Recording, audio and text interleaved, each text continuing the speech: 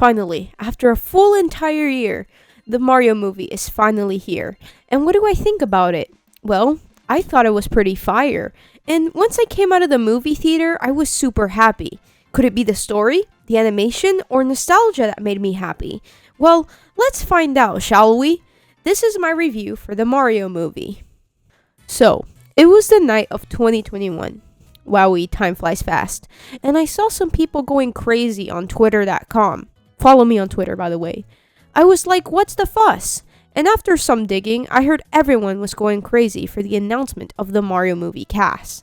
And when I saw the cast myself, I had the same feeling as many others. Fear. Chris Pratt is Mario? Seth Rogen as Donkey Kong? Jack Black as Bowser? What a sick joke! Also, the company animating was Illumination, and that just added to the pile of fear. Because we all know how Illumination is with their movies. We waited and waited and waited until the first pictures came out. The animation looks good? Did Illumination actually make this? No way. Then the teaser trailer came out. And the animation was great until more and more advertisements came out and everyone started becoming more and more hyped, including myself. Miyamoto was really making sure this movie looked good.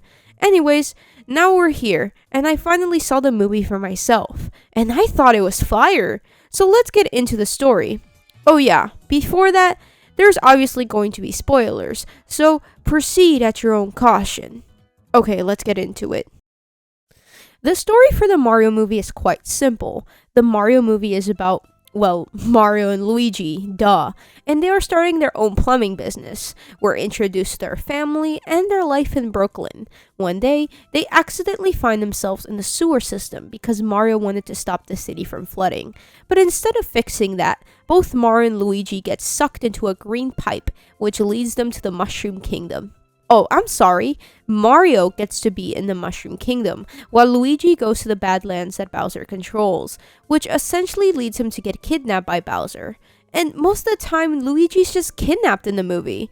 I was a little disappointed about this, because I wanted to see more Luigi, but I'm going to let this slide, because we're going to have a Mario movie sequel. Yeah, more on that later. As we follow Mario, we're introduced to this imaginative world that we have come to know and love as kids through the games. The toads, the pipes, the castle, the levels, everything is just there. Once Mario arrives at the princess's castle, Mario and Peach team up to stop Bowser. Mario does some training, and then they are both on their merry way to stop Bowser. And Toad is there too, of course. So that is essentially the story. It's just about Mario and his team of friends stopping Bowser and saving Luigi. And of course, they succeed. But there are a few obstacles, like they recruit Donkey Kong and the whole Kong Kingdom to stop Bowser, which leads to an awesome scene of the characters fighting and driving on Rainbow Road, which I thought was awesome. They also reference choosing the car in Mario Kart, and they did it in a fun and creative way. Oh yeah, references and animation. Now I know everyone is tired of Hollywood nostalgia baiting the public at the moment. But when it comes to the Mario movie, I feel like the references do the movie and games justice. Like, I love how it's not all up in your face, unlike other certain movies.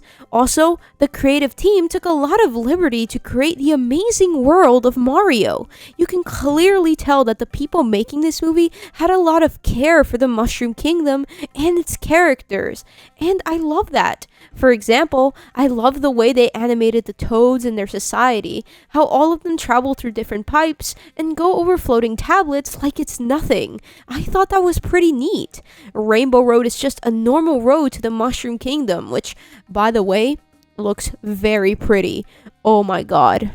You also have an environment where most of the grass just consists of fire flowers, which is beautifully appealing. Also, the Kong Kingdom had a cool-ass road system full of monkeys driving in different directions. Finally, there would also be scenes in the movie that felt like the games, like the camera would just turn sideways to feel like you're watching a video game being played, which I thought was cool. Just overall, if you are a Mario fan, you're going to love the references that are just naturally put there and are not all up in your face. You're also going to love how visually appealing this animation is. I guarantee you're going to have a good time. Also, Miyamoto was probably onto Illumination to make the animation actually look great. So thank God for Nintendo. Now, we finally have the characters. The Mario and Luigi dynamic was cute, I'm not going to lie. It's just a simple sibling dynamic of the older and braver sibling protecting the younger and scared sibling. By the way, in the end, Luigi learns to become braver and defeats Bowser alongside his brother, so I thought that was pretty nice. Like I said before, I wish we got more of Luigi throughout the movie, cause let's be real, he was mostly afraid and scared in a cage most of the time, so that sucked. But like I said, there's going to be a sequel, so hopefully they give us some more Luigi content because we need to see more of him. We stand for my boy Luigi. Peach was super fun and somewhat interesting in some form. There was a little backstory of her where, as a baby, she went down the green pipe to the Mushroom Kingdom. The Toads raised her and made her a princess, and ever since then, she had always wondered where she came from. Now, they don't do much with this, sadly, but hey, maybe they will do more with the sequel? Let's hope so. Then you got Donkey Kong. At first, we see that Donkey Kong is only a fighter and smashing type of guy, but Mario and him had a little scene about their dads, which, to be honest, I wish lasted a little longer.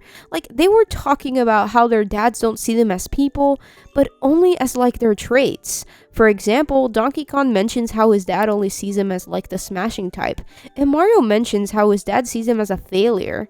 But this scene goes by quickly, sadly. Then you got Bowser. Now, Bowser's motivation was not just taking over the Mushroom Kingdom, but also wanting to marry the princess.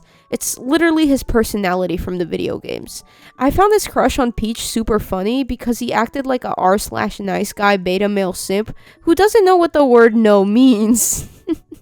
Believe me, if Bowser found a Twitch e-girl, he would donate all of his life savings to her in a heartbeat. Anyways, there was a running gag in the movie that lasted till the credits about Bowser. The gag was him playing the piano and singing a song about Peach. Oh my god, when that scene came on, I could not stop laughing. That was super funny. Peaches, peaches, peaches, peaches. Like, I'm not going to deny, Bowser is like my favorite from the movie. It's clear Jack Black had a fun time playing this character, and I enjoy it to the fullest. So yeah. These characters are basically their personalities from the games, so you're not going to get much from them. But hey, at least all of them are super fun. Flat, but fun. Okay, now time for the scariest enemy of all time. The voice acting. I was surprised that the voice acting for this movie was actually good. Like, Chris Pratt actually did good with Mario. Let's all be honest. Chris Pratt was the one that scared us the most because we all felt like he was putting no effort.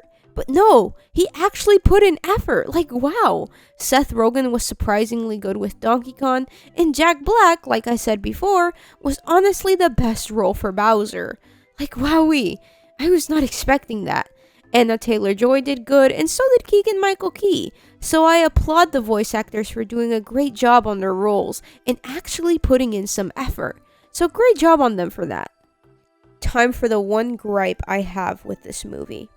The pacing. Oh my god, the pacing was so fast. Like, holy crap. The reason why there is not that much depth with the characters, besides the fact that they are basing them off their video game counterparts, is because of this pacing. The movie doesn't give the audience a second to breathe. Like, holy crap, slow down. Like, Mario and Peach team up very quickly. We're introduced to the lives of Mario and Luigi very quickly. I want to spend a few more minutes or seconds in the environments, but the movie doesn't want me to.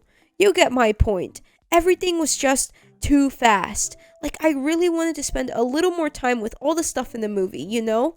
Like the Mario and Donkey Kong conversation.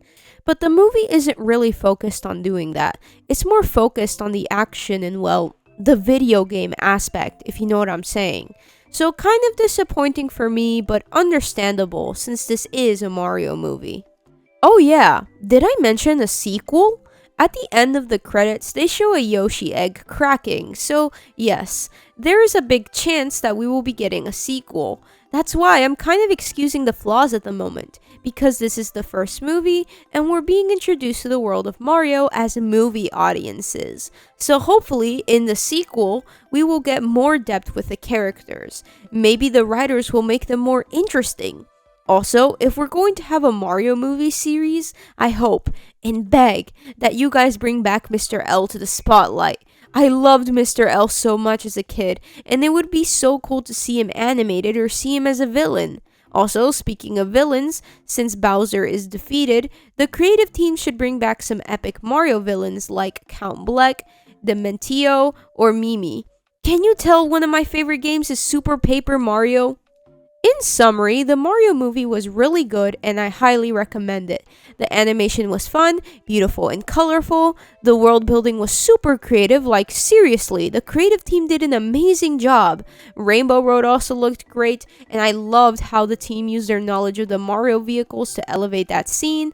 The movie made me giddy and smile most of the time because of these aspects, which caused me to leave the theater super happy. Characters were flat, but I can excuse it since we are probably going to have a sequel. I hope in the sequel they give them more depth and flesh out their relationships a little bit. Like, I was so happy that Mario and Peach did not immediately fall in love with each other and just started out as friends. So thank God for that. Also, like I said, the characters were at least fun in their own forms. For example, Bowser had to be the best of them all for me because, Jack Black. Also, surprisingly, the voice acting was good, and like I said, the pacing was fast, but it's excusable because I have to remind myself that this is the Mario movie. So in conclusion, I'm excited for this sequel. I had an amazing time with this movie, and I hope you guys enjoyed this video. Have a good day and night. Bye bye!